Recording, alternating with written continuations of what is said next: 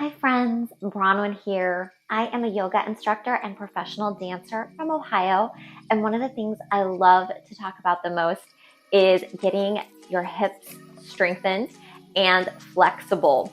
And one of the things that we sometimes forget about is with our hip and psoas strength and flexibility, we can also help with our lower back, and they all kind of work together. So today we are going to do some psoas strengthening and stretching, hip flexor connection, and get into those areas to help your hips and low back feel better. And it's going to be quick. Just going to give you a couple of exercises.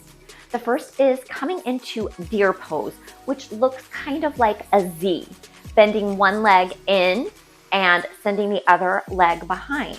The leg that is behind is going to begin to lift and drop.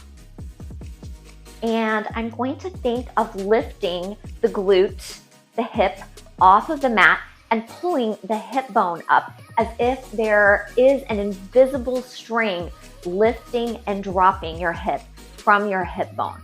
Just getting it warm, taking it up and down a couple of times, and this will really help with hip articulation and also get you warm in your hip flexors and psoas muscles before you go to do any activity such as yoga or dance. And now I'm gonna hold it up and just kind of feel that sensation and that stretch, and then set it down and hold it up again. Good, I can feel it warming up. I'm gonna windshield wiper out my knees and go to the other side. Again, you see I have this Z, or some people will call this a deer stretch, and the leg that is behind, I will begin to lift and drop. Again, that invisible string is pulling my hip up and down, and I can feel that I'm starting to get warmed up. It's a beautiful thing to work into this area, start to loosen it up. Just a few of these, not even a minute here and there during the week, can really help improve your hip articulation. And let's go ahead and lift it up and just hold it here. Feel that stretch. And then exhale, set the hip down, lifting the hip, the glute up off of your mat or the floor. And then exhale, set it down. Good, good, good. Come into a butterfly or Baddha Konasana, our bound ankle. I'm going to inhale and lengthen through the spine and then send my heart forward.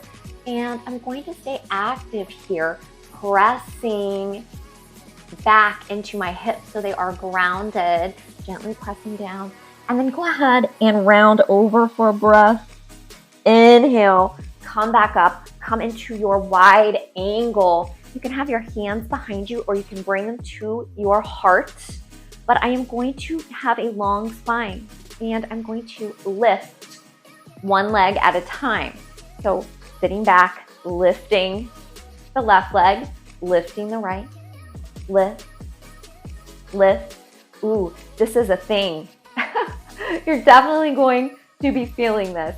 Getting it from the side so you can see my spine is staying long. Lift, lift, lift, lift. Let's do 10. Here we go.